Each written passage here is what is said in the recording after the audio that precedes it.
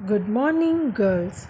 बच्चों, इतिहास इस विषय के अंतर्गत पाठ 7 असहयोग आंदोलन।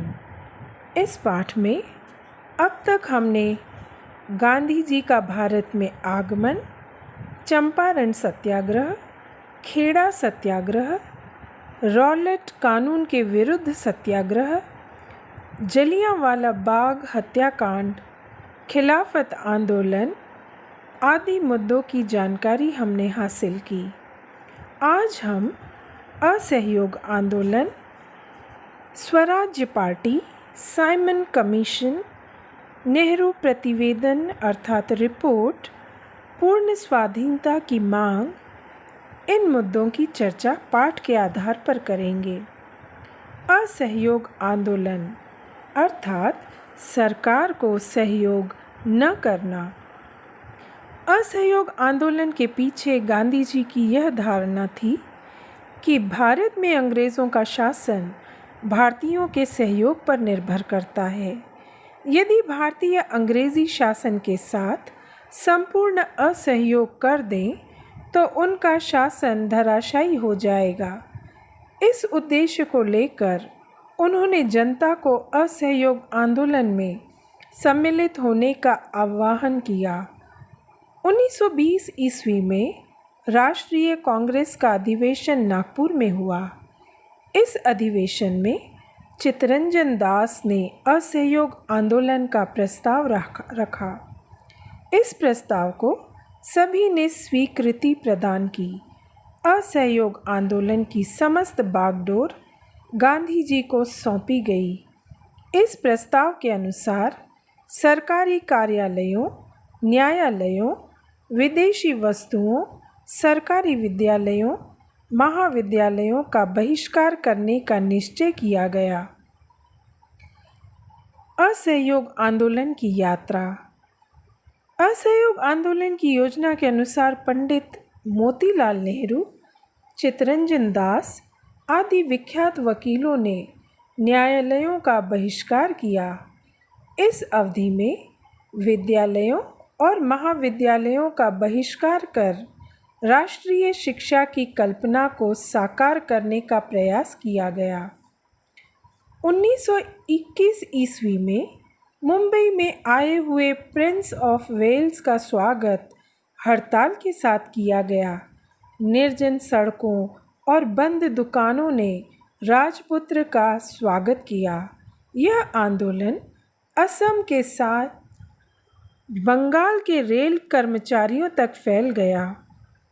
असहयोग आंदोलन पर नियंत्रण पाने के लिए सरकार ने दमन नीति का प्रारंभ किया।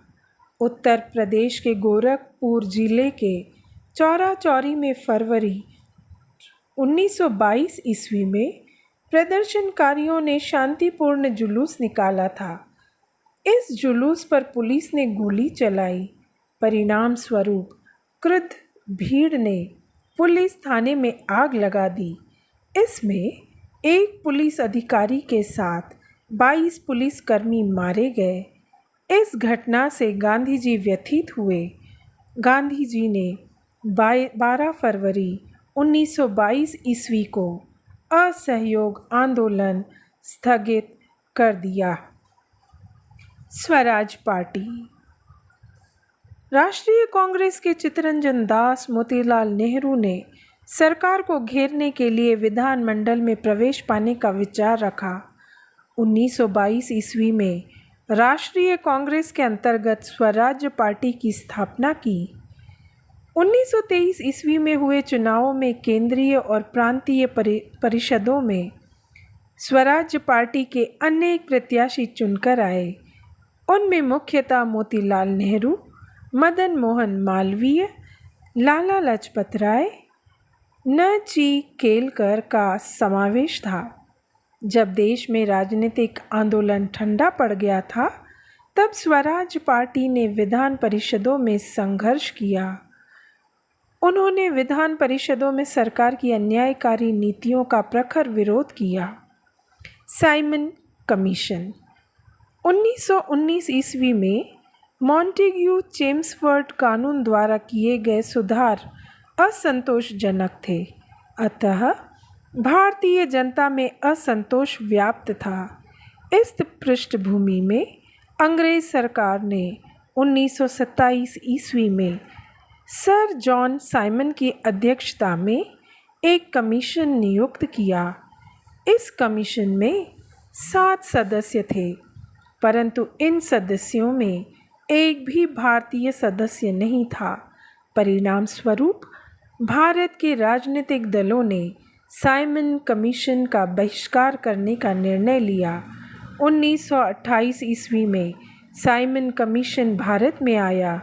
यह कमीशन जहाँ जहाँ गया वहाँ वहाँ उनके विरुद्ध प्रदर्शन किए गए।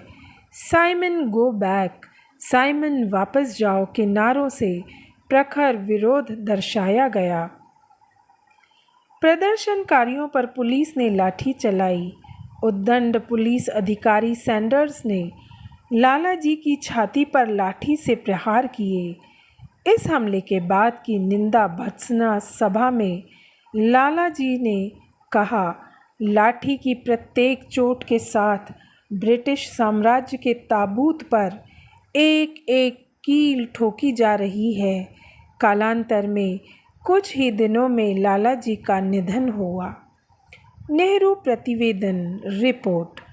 भारत के सभी नेता मिलकर सर्वसम्मति से संविधान बना नहीं सकते, इस प्रकार की आलोचना भारत मंत्री बक्कर्न हेड ने की। इस चुनौती को स्वीकार कर सर्वदलीय समिति स्थापित की गई। इस समिति के अध्यक्ष पंडित मोतीलाल नेहरू थे। भारत में स्वतंत्र उपनिवेश की सरकार स्थापित करें, वयस्क मतदान पद्धति लागू करें, भारतीयों को नागरिकों के मौलिक अधिकार दें, भाषावार प्रांत रचना करें जैसे प्रस्ताव इस प्रतिवेदन में थे। इस प्रतिवेदन को नेहरू प्रतिवेदन कहते हैं। 1929 ईस्वी के अंत तक सरकार ने नेहरू प्रतिवेदन को नहीं स्वीकारा तो सविनय अवज्ञा आंदोलन प्रारंभ करने की चेतावनी दी गई। इस पृष्ठभूमि में 1929 ईस्वी के दिसंबर में पंडित जवाहरलाल नेहरू की अध्यक्षता में लाहौर में अधिवेशन हुआ और वह ऐतिहासिक सिद्ध हुआ। पूर्ण स्वाधीनता की मांग, स्वतंत्र उपनिवेश की सरकार, यह अब तक राष्ट्रीय कांग्रेस का उद्देश्य था। अनेक युवा कार्यकर्ताओं को मान्य नहीं था। पंडित जवाहरलाल नेहरू और सुभाष चंद्र बोस पूर्ण स्वाधीनता की मांग करने वाले युवाओं के नेता थे। इस युवा वर्ग के प्रभाव स्वरूप राष्ट्रीय कांग्रेस के लाहौर अधिवेशन में पूर्ण स्वाधीनता का प्रस्ताव पारित किया गया। इस प्रस्ताव द्वारा राष्ट्रीय सभा ने स्वतंत्र उपनिवेश की सरकार का उद्दिष्ट त्याग दिया। इसके बाद भारत की संपूर्ण स्वाधीनता की राष्ट्रीय आंदोलन का लक्ष्य बनी। 31 दिसंबर 1929 ईस्वी को रावी नदी के तट पर पंडित जवाहरलाल नेहरू ने तिरंगा झंडा लहराया और 26 जनवरी यह दिन स्वतंत्रता दिवस के रूप में मनाया जाए, ऐसा निश्चय किया गया। अंग्रेजी सत्ता में भारत को मुक्त करने के लिए स्वतंत्रता युद्ध को अहिंसक मार्ग से चलाने की प्रतिज्ञा 26 जनवरी 1930 ईस्वी को पूरे देश में ली गई। परिणामतः पूरे देश में चेतना का वातावरण उत्पन्न हुआ।